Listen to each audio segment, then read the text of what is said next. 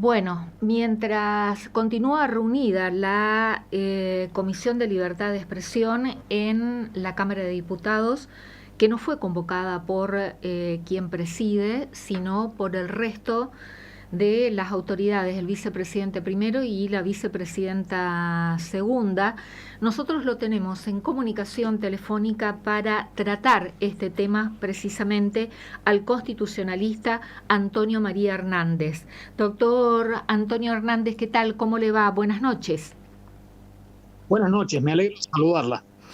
Bueno, un tema importantísimo, lo que estamos viviendo en las últimas horas en nuestro país con estas denuncias presentadas por el gobierno nacional y este fallo de un juez federal prohibiendo a los medios de comunicación que publiquen estos audios que involucran algunos de ellos a la Secretaria General de Presidencia de la Nación, a Karina Milei. ¿Cuál es su opinión al respecto, doctor Antonio María Hernández?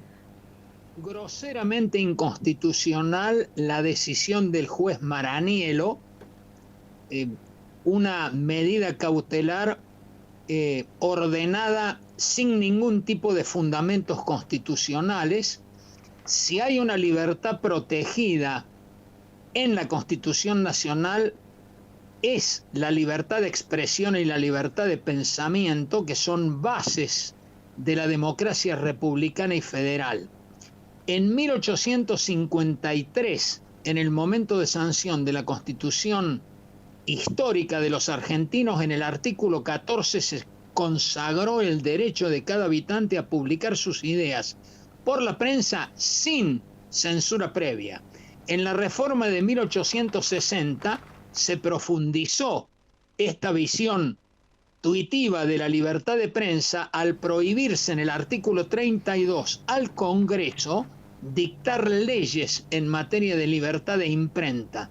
Y en la reforma de 1994, la más importante de la historia, yo mismo como vicepresidente de la comisión redactora incorporé una garantía especial para el periodismo, el secreto de las fuentes de información periodística.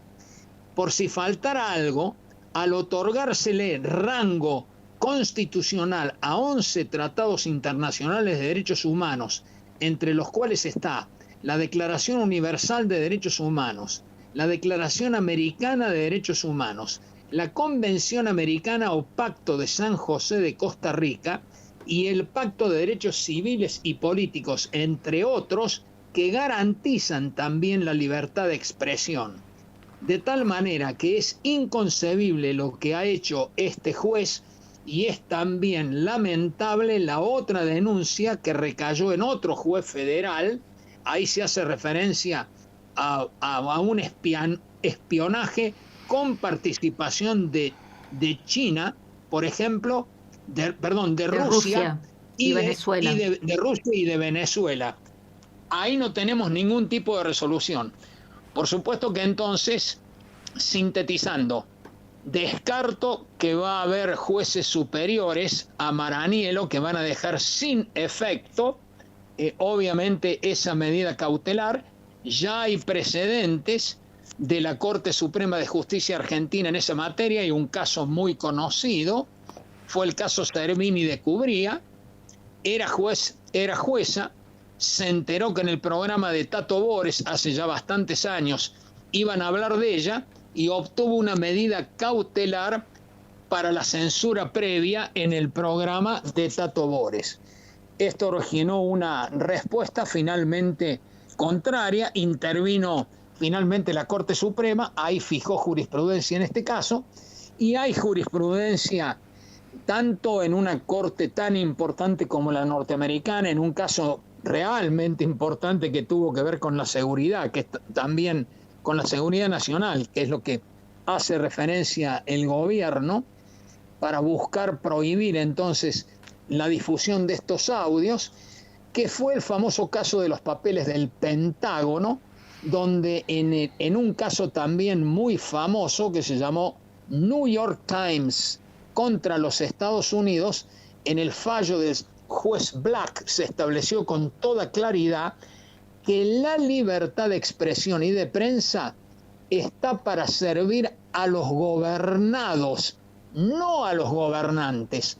El papel de la prensa en un sistema democrático es el de poner de relieve las imposturas del gobierno. Y cuando se habla de un posible choque entre la libertad de prensa y el derecho a la intimidad de las personas, hay que hacer esta distinción. Hay que ver si son personas públicas o personas privadas.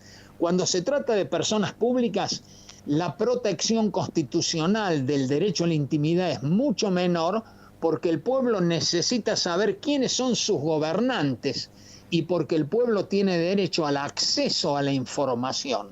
Así que, en definitiva, es muy grave lo que está viviendo en este sentido la Argentina. Es un retroceso constitucional muy claro. Esto no es novedad. Ya conocemos que desde hace años en que está este nuevo gobierno, lo que hemos conocido es ataques muy duros contra la prensa. Incluso han llegado a decir no odiamos suficiente a la prensa, en medio de otros insultos irreproducibles contra periodistas que lo único que han hecho es tratar de cumplir con su función, que es obviamente la de informar o la de dar opiniones, lo que corresponde a una sociedad democrática, ¿no? Así que eso es lo que está ocurriendo hoy en la Argentina. A ver, mencionó este antecedente que ocurrió con Tato Bores en su programa Tato de América, ¿no? En el año 1992, respecto a la jueza Servini, que entonces era Servini de Cubría. Nosotros hemos rescatado rescatado el original de cuando se convocaron a artistas, intérpretes, y luego que cortemos la comunicación con usted, lo vamos a compartir con la audiencia. Mencionó también usted el antecedente en Estados Unidos del New York Times y también el Washington Post. Hay una película muy buena que recomiendo, interpretada por Tom Hanks y Meryl Streep, realmente muy pero muy buena. Y esa frase que usted mencionó, ¿no? Que la libertad de prensa está para servir a los gobernados y no a los gobernantes, que resulta del fallo de la Corte de Estados Unidos. Y usted menciona también ese antecedente de la reforma constitucional, de la Constitución Nacional en el año 1994, que usted fue constituyente y fue entonces vicepresidente de la comisión redactora. Profundicemos, por favor, porque este dato me parece importantísimo como antecedente nuestro en nuestro país, lo que se trató en la reforma constitucional de 1994 y que se incorpora como cláusula constitucional, por favor. Claro, el secreto de las fuentes de información periodística, que es esencial ¿para qué? Para el periodismo, sobre todo de investigación.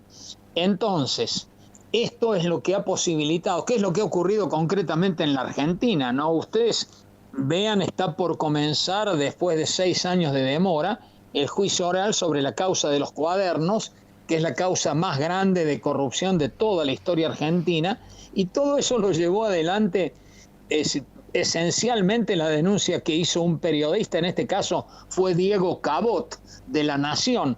O sea, y así podríamos recordarlo a La Nata y otros periodistas. Es clave lo que está haciendo hoy Hugo Alconada Mon, es decir, la idea de que vos no tenés que brindar tu fuente es la posibilidad de garantizar que el periodismo pueda trabajar con toda libertad.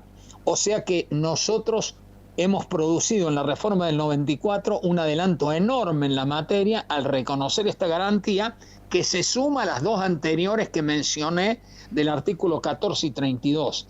Y si a eso nosotros le sumamos otras normas constitucionales y sobre todo el reconocimiento constitucional, de rango constitucional, a esos tratados internacionales de derechos humanos y sobre todo a uno que muy específicamente ha regulado el tema de la libertad de prensa, que es el Pacto de San José de Costa Rica, en los artículos 13 y 14.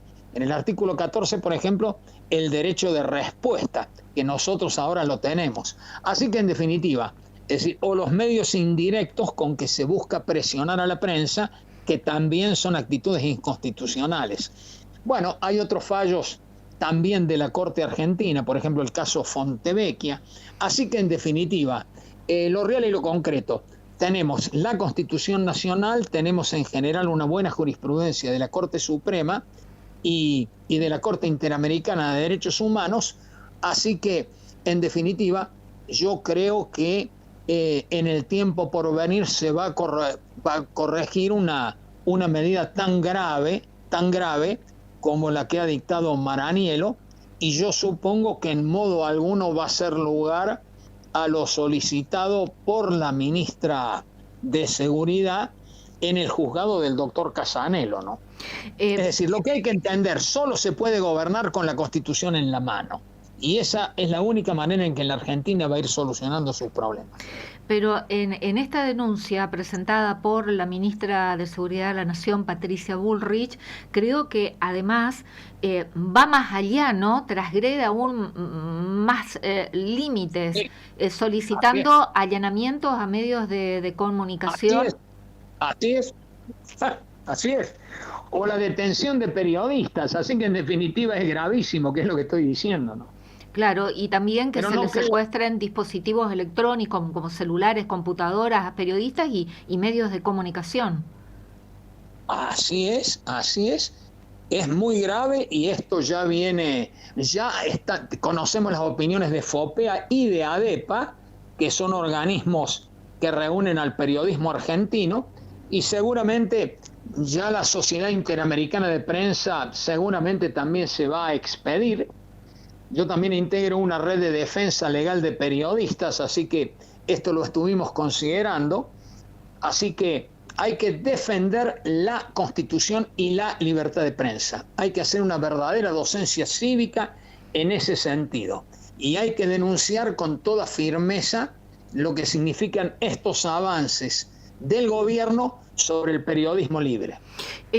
A través de las asociaciones que agrupan, por ejemplo, a especialistas, a constitucionalistas, ¿se han expedido en estas horas al respecto, doctor Antonio María Hernández? Hay resultados y se han expedido todos en el mismo sentido que lo estoy haciendo yo, ¿no? Porque es muy importante, ¿no?, que a través de juristas, de constitucionalistas o académicos se pronuncien al respecto. Eso es lo que está ocurriendo, así que yo ya he visto distintas opiniones al respecto en el mismo sentido que yo estoy diciendo.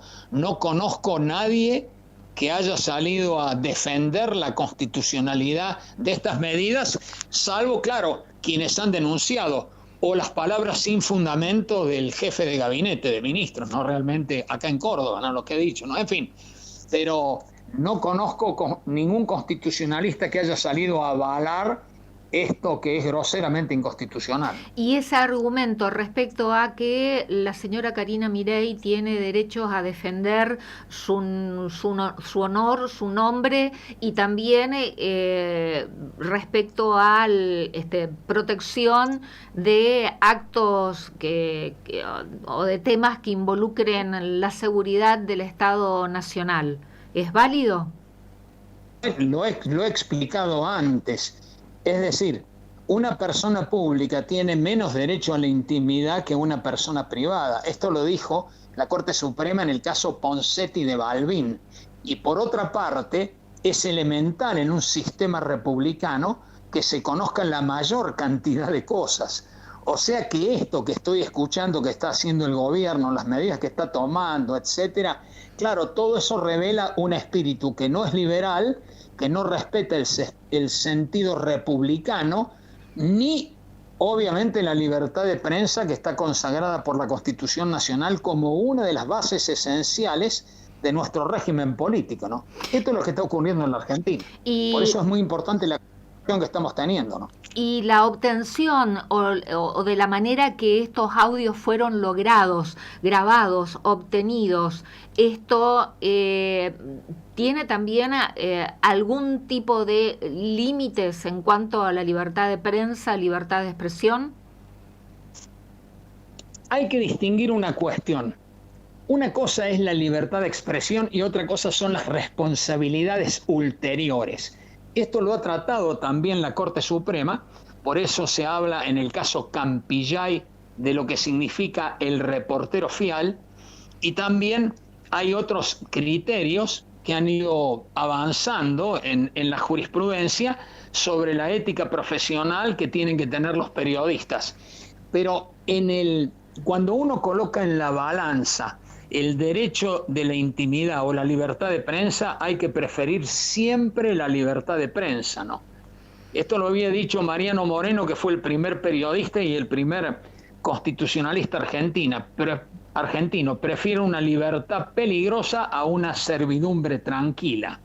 Así que hay que distinguir con claridad las cosas. Lo que acá importa es un debate robusto, y para eso necesitamos en una democracia participativa, y para eso necesitamos el acceso a la información pública. Y nosotros tenemos que saber qué es lo que pasa en el poder con quienes tienen esas responsabilidades. Que podrá haber ulterioridades si existe, obviamente, un ánimo de producir un daño. Habrá otras medidas que tomar, esto está también en el Código Civil, etcétera, etcétera. Pero ese es otro tema. Bien, y esa protección a las fuentes periodísticas, el secreto de a reservarnos las fuentes periodísticas, y si un juez así lo ordena, venga para acá, Liliana Romero, dígame usted de dónde obtuvo esta información, ¿qué protección tiene el periodista ante un requerimiento o una orden judicial? Pero ahí está un fallo muy importante que fue en la Cámara Federal de La Plata, de Mar del Plata, donde me presenté como amicus curiae en mi carácter de autor de la norma, y hay un fallo muy importante de la Cámara Federal que firmaron los doctores Taza y Jiménez, y de esa manera quedó liberado el periodista de investigación Daniel Santoro. Así que también hay jurisprudencia en ese sentido. Doctor Antonio María Hernández, usted ha sido sumamente claro. ¿Algo más que pueda expresar antes de despedirlo? No, simplemente agradecerle y pedirle después que me envíe una copia de esta entrevista. Yo la quiero felicitar por la prolijidad de su análisis de un tema tan delicado para el país y de un tema tan importante como es el de la libertad de prensa. Al contrario, gracias a usted por su claridad conceptual, y la verdad que es altamente preocupante, ¿no? Porque se ha convertido prácticamente el ejercicio periodístico en una profesión, una actividad de alto riesgo, porque nos atacan absolutamente por todos lados. Estamos en el centro de los ataques, y lo peligroso es que este tipo de conducta y de accionar del gobierno nacional luego se trasladen a otras jurisdicciones y en otros ámbitos, ¿no? Lo comprendo perfectamente. Lo comprendo perfectamente, y por eso cuando uno analiza la situación de la democracia a nivel mundial, siempre tiene que tener presente qué pasa con la libertad de prensa. Y por eso es tan preocupante el avance que se ha dado en el mundo, en la región, y es lamentable lo que pasa en la Argentina, con los avances y los ataques al periodismo, ¿no? Es un tema que hay que mirar siempre muy detenidamente. Muy detenidamente. Exactamente, venimos como una... Y para entender lo que es la libertad de prensa, siempre hay que mirar los debates de los escritos federalistas. Ahí fue la Constitución norteamericana, después vino la primera enmienda. Hay que recordar lo que decía también Thomas Jefferson al respecto. Entre un gobierno sin libertad de prensa o prensa sin gobierno, prefiero la segunda opción, etcétera, etcétera. Es decir, no puede haber república ni democracia sin libertad de prensa. Y lo mismo, la violencia que se viene ejerciendo sobre el ejercicio periodístico, y no hablo violencia en cuanto a ataques verbales o recursos judiciales, sino hasta violencia física que vemos al periodismo cubriendo la marcha de los jubilados, por ejemplo, en que son víctimas de gaseados, impactos de balas de goma, y bueno, el episodio que ocurrió muy recientemente aquí en la ciudad de Corrientes, cuando visitaron en el cierre de la campaña electoral dos funcionarios del gobierno nacional, la hermana del presidente y el presidente de la Cámara de Diputados de la Nación, y el personal de custodia de ambos funcionarios atacaron y imposibilitaron su trabajo a colegas, ¿no?, que estaban cubriendo precisamente la actividad en la peatonal Junín. Entonces, no. Están violando todo tipo de límites. Sí, muy preocupante. Doctor, no conocí estos hechos, pero todo eso es muy preocupante. Yo le mando un gran abrazo, muchísimas gracias por esta entrevista. Que tenga usted buenas noches. El doctor Antonio María Hernández, constitucionalista, docente universitario, fue convencional constituyente en la reforma de la Constitución Nacional en el año 1994, fue diputado nacional en el periodo de 1991 a 1995 por la provincia de Córdoba, diputado nacional. Fue candidato a vicepresidente de la Nación acompañando la fórmula presidencial de la Unión Cívica Radical a Horacio Massachesi en el año 1995.